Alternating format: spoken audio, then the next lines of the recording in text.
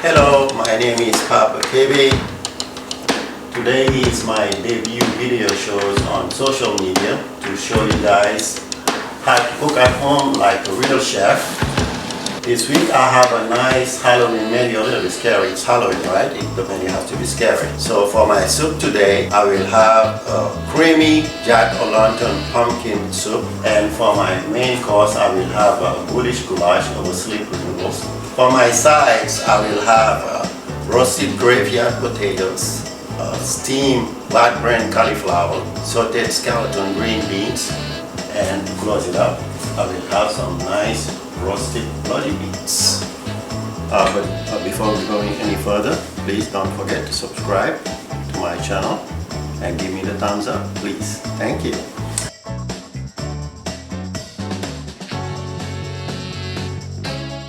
And for your setup, don't forget also to use the right cutting board, the green cutting board for your vegetables and your fruit, and your bucket, your sanitizing bucket in the red one, your sanitizer, and the green one for your soup, so you could clean and keep your area clean. Without any delay, after you seed off the pumpkin, cut it off and seed it off, clean it inside, neat and nice to start the soup. We will start with the pumpkin because it will take kind of long to clean, because that's the harder thing. So you will seed it off, clean it, and cut it in big chunks. Season it with salt and pepper, a little bit olive oil if you want to. Put it in the oven so you could make it soft and peel it off.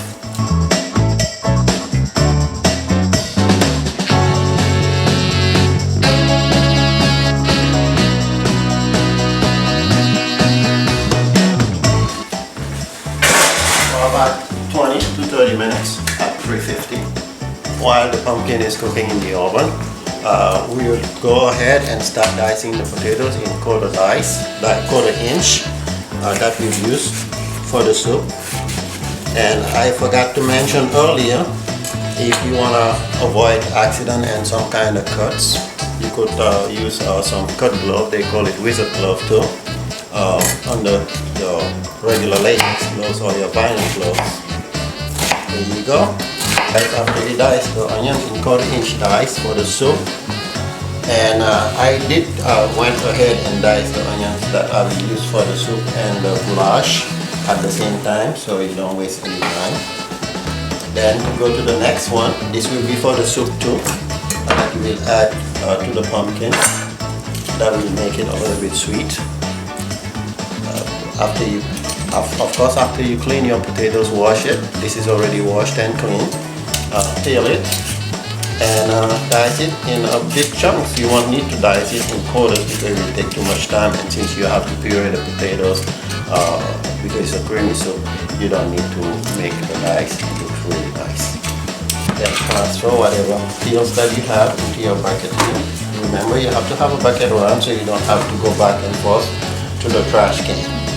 Alright, you go ahead and cut the potatoes and dice them in about 1 inch dice and reserve them on the side.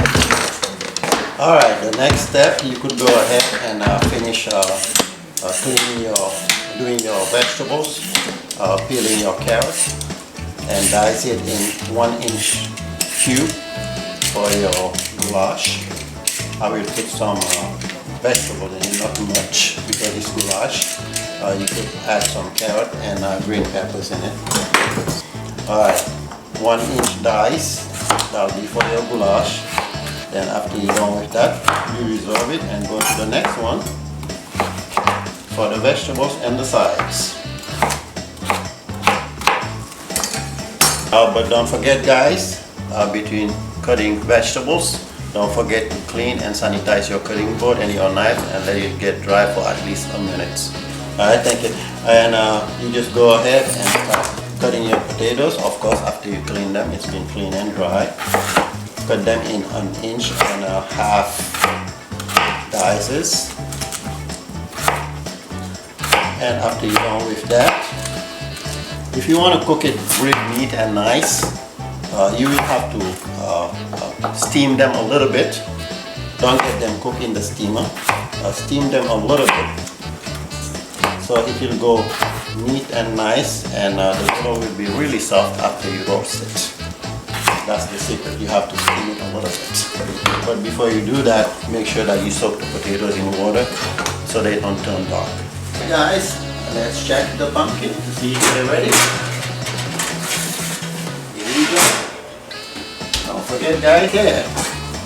Oh yeah, they're ready. Nice and ripe.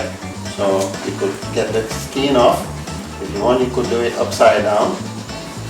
I prefer to do it this way. You could do it upside down to make sure that there is no peel on it. You could flip it over and clean it neat and nice. Reserve it on the side and dice it later for the soup. Alright guys, let's start the soup. That's long waited soup. Saute the onions until they sizzle. Don't make them dark or don't burn them. Sauteed onions, some fresh garlic, not too much, swap them, add your potatoes in it. A lot of people don't put sweet potatoes, I do, so it will complement a little bit the honey, so you don't have to put a lot of honey because the honey has like a strong taste to make it sweet. Then you add your pumpkin.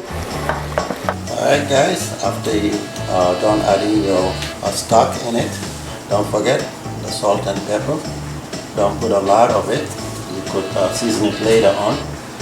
You rather season more later than to try to solve the problem when it's too salty. Then you have your nutmeg, your honey on the side. When it's almost cooked and pureed, you could add your honey, your nutmeg, and your heavy cream later on. So now let's leave it on the stove to simmer. Alright guys, the next step after you clean your beef, obviously I didn't clean this one. After you clean your beef, just dice it in big chunks, not too big, 1.5 inches or 2 inches. Then after you're done, this will be for the goulash, but still don't forget the red cutting board for the red meat, beef, pork, or any red meat. Alright, transfer it to a pan, a little bit salt and pepper already mixed, SPG, salt, pepper, garlic, and a little bit olive oil if you want to. If not, you could use regular vegetable oil. Makes it really nice. Since it's beef goulash, I usually add some paprika to my mix instead of the stew. It could be more than that. Nice lean beef. Some people don't put it in the oven, they just do it on the stove right there. We could do that too as well. It's kind of more exciting since the pan is already hot. Alright, let's do that. I'm browning the meat right now for the goulash. A little less of beef base to make it taste really nice for about 1.5 hours to 2 hours. Finish adding your broth. I'm gonna add a little bit more. Salt, pepper, garlic, olive oil, and a little bit paprika to give it some color. Yes, and a little bit seasoned salt to give it more color, and some kick for the seasoning, and my secret, the vegetable base, to give it a nice little shock. Then mix it right here. Nice to coat all the potatoes. And spray your pan or put some butter on it. If you don't want all that, the olive oil will be enough. Alright, don't forget to scrape the pan. Next step, stick it in the oven at 350. Chop up the parsley a little bit fine. You don't need to go that fast if you can't handle knife that fast.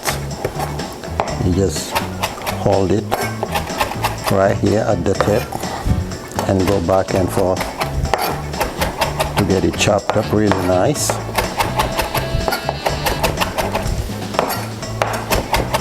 But in the process, do not forget always to clean your cutting board, sanitize it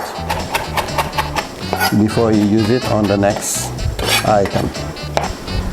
There you go.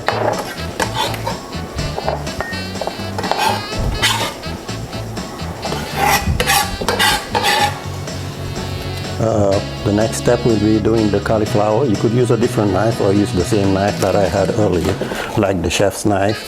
But this one is like a little bit easier to use to clean because it's not that big, and some people have small hands to hold the big knives. You try to clean it in the middle to separate them in a such way that you have some floret that will look like a brain. That's why I call it bat brain. Yeah, this is the sample for cauliflower florets that you will use that will look like a bat brain or any kind of brain that you want to call it. That's Halloween, we have to be a little spooky and funny, right? All right.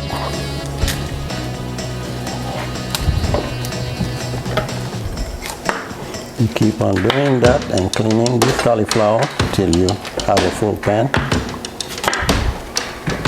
And after you're done, you could separate them by hand if you want to, if you don't want to use the knife.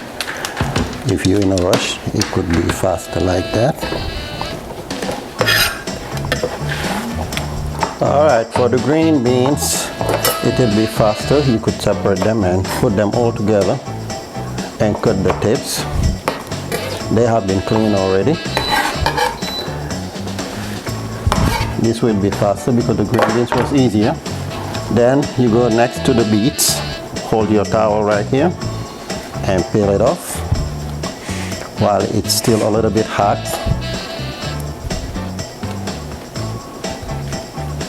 Yeah.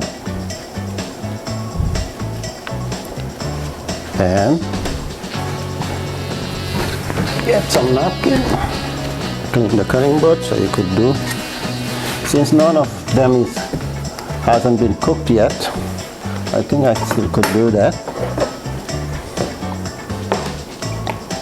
Clean the cauliflower here a little bit, I mean the beets, and dice it. Then season it.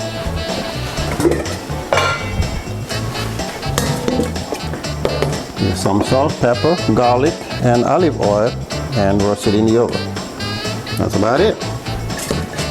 Alright guys, we made it. We are at the end of the process.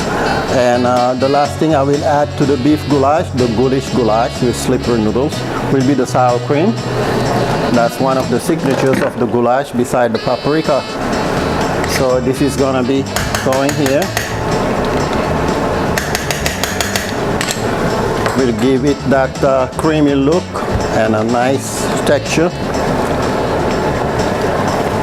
And while this is simmering a little bit at the end of it, I will add a little bit heavy cream into the soup as well.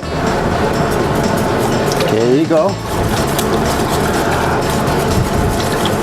It will give it that nice creamy look and make it taste really, really good.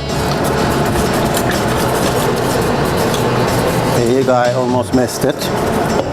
Get back to the goulash here, and this will be the finished product.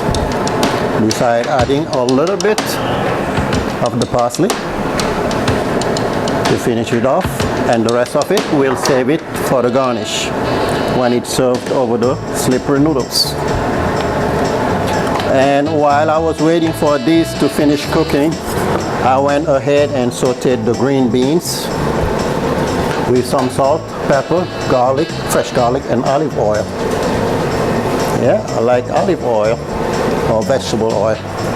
And while this was cooking too, I started to steam, to cook the noodles and steam the cauliflower as well. So we are ready to serve the plates. All right, guys, we made it. We're at the end of it. Everything is ready, and we are about to plate. So I will start plating the vegetables and the starch, and the potatoes are ready, and the beets. There you go. Roasted graveyard potatoes. I will put the pan right here, then pull the beets out, the bloody beets. Don't they look bloody? Here you go, bloody beets. I will pan them in this plate, and I will have the green beans as well. If you want, you guys could pan it this way or do it individually, but since this is going to be a self-service, I will let people show themselves. It's gonna be really hot. They will do it right away, but if you're doing that for self-service, you need to use like a chafing so to keep the food hot. All right, next will be the green beans. I did some sauteed green beans here with some salt, pepper, garlic, olive oil.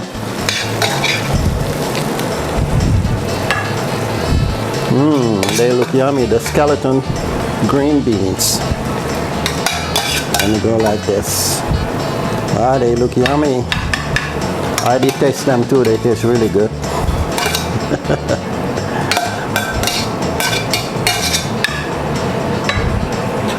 All right. You will have to try to color coordinate cauliflower,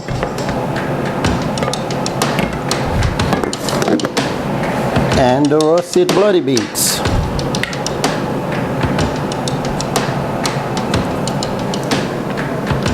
Voila!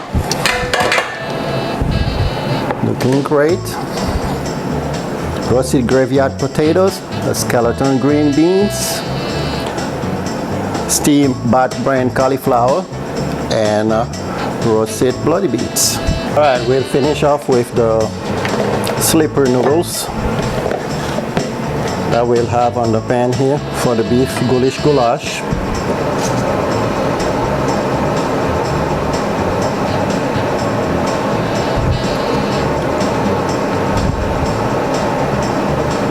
There you go, and a little bit drizzle of chopped parsley that I chopped earlier.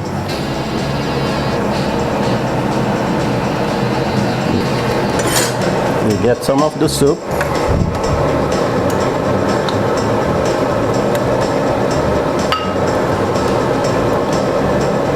Guys, we made it. That was the first video on my YouTube channel.